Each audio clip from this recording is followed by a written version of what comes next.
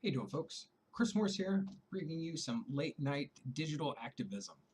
So earlier this evening, my wife pointed out to me an event that was going on for the parents for great Iowa schools. They were holding a forum down at the Wellmark YMCA conference room downtown Des Moines, where they were going to be talking about public education and what's in store. They had two gentlemen, two senators, I should say, one Democrat and one Republican that were here, and they were able to live stream the event from somebody's cell phone, which was really cool because we've got kids. We weren't able to participate in person. In fact, we switched off watching it while we were getting them bath, teeth, all that fun stuff, and getting them into bed.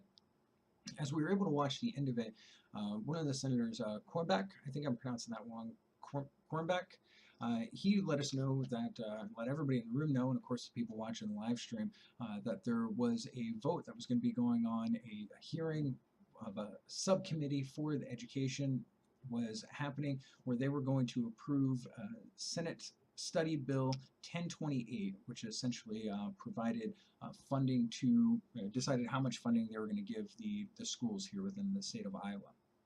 Now, if you check out like the Des Moines Register or some other resources, they're going to share with you, I like their headline here, a bitter fight over Iowa GOP plan for a 1.1 increase to K through 12 schools.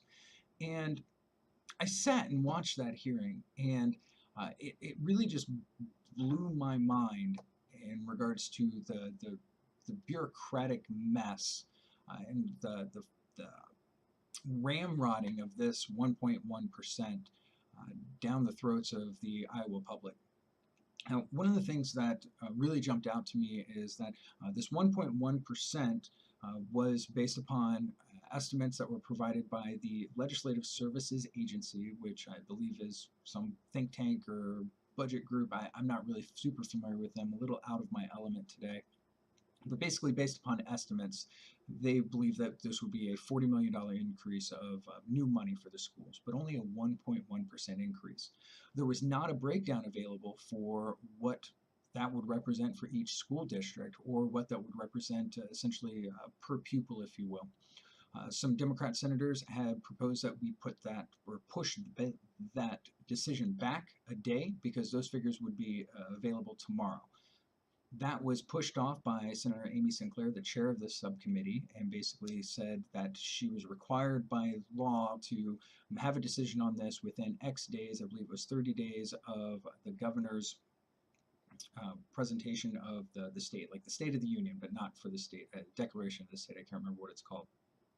So essentially just shutting down conversation, shutting down debate, didn't really allow for anything to go on other than votes yes, votes no. There were some folks from the public that were there, teachers, superintendents that were there to speak on behalf of their school districts and their students, families, citizens like myself. Senator Matt McCoy was there, for example, speaking as a citizen. And nobody was really allowed an opportunity to speak. There was maybe, I would say, 10-15 minutes of conversation that was allowed by the public, and it was really just two folks. And I think I'm being generous with the 10-15 minutes, because it was decided earlier today at 3 o'clock that there would just be a vote on it. The whole thing blew my mind. I'm sitting here watching it, I'm out of my element, and I really am pretty sure that's not how a democracy is supposed to work. You should have open hearings. You should have opportunities for people to provide input and share what they need. I seriously doubt that a majority of these folks have a solid understanding of what the schools need in regards to budget. In fact, one of the things that was really off-putting for me was some of the GOP counterparts, or if you will, senators, were saying things like, well, we didn't talk to our districts about what the amount was be. They just told us they wanted to know what it was going to be, so we're going to push this through so that way we can tell them what it's going to be. There was no discussion from what I saw from the GOP in regards to what folks need. Just, would you like an answer? Because we can give you an answer. We're just going to have to push it through. The whole thing just, I'm trying, I've tried to make this video like 3 or 4 times to properly articulate it, and I just can't. I've given up. So what I've done instead is going to take a couple quick minutes to show you some things that I found that I hope to use as weapons, for lack of a better phrase, going forward. One, this website. It's probably going to be my new best friend, legis.iowa.gov. This is the official Iowa Legislature website. If you're not familiar with this website, I recommend that you check it out, pop around. You can watch live stream, check out archives, all sorts of stuff from both the Senate and the House, schedule of meetings that are set to come up, let you know what rooms you're going to be in, all this fun stuff. If you want to do what I did and just kind of drill in on something specific, I went to committees, Senate, and then we got our education. Here's all the people that were in the education that are on that committee. And then if you go down to the bills in committee, you can scroll on down, and there it is, Senate Study Bill 1028, which basically is no frills, gives a explanation of what it's trying to do and basically say what the budget's going to be. This has been up for I don't know how long, but it's not the bill that was actually voted on today because there was amendments that were put in with that 1.1%, I assume, and the information still is not fully available. The information, even though the meeting was scheduled last Friday, from what I heard, speaking with some of the senators, the bill itself and the amounts were not disclosed until about 10 o'clock this morning, and the appropriate breakdowns on how that's going to be for district by district, I don't know if it was Senate district they were talking about or school district, that stuff's not going to be available until tomorrow. But still, we just pushed right through 1.1%. Which also got me thinking, how did we come to 1.1%? I distinctly remember the governor recommending at the very least a 2% increase to education.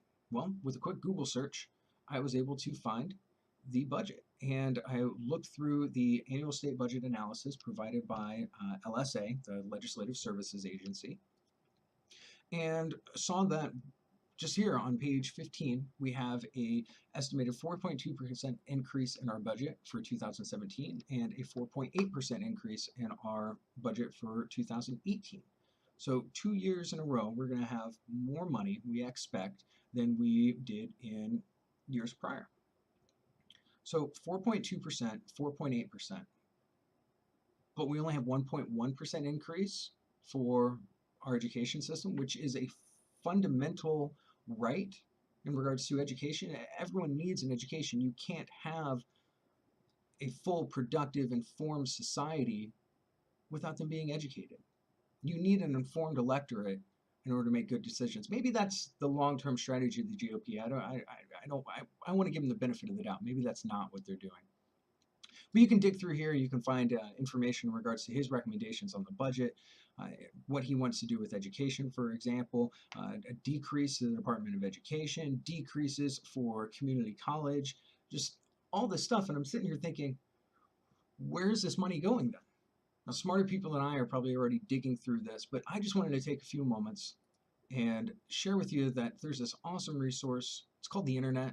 Obviously, you're familiar with it. You're watching me on it, but it has a ton of stuff at your fingertips, specifically the Iowa Legislature website. My name is Chris Morris. I really appreciate you taking a moment to look at this. I hope you're going to be joining with other Democrats or at least other folks that have similar views. Certainly, there's a lot of things that we disagree upon, but there's a lot more that we do agree upon. I believe Republicans and Democrats alike want a better future for their kids and want more money going into schools. So if you agree, write your senator, write your representative in the House of Representatives.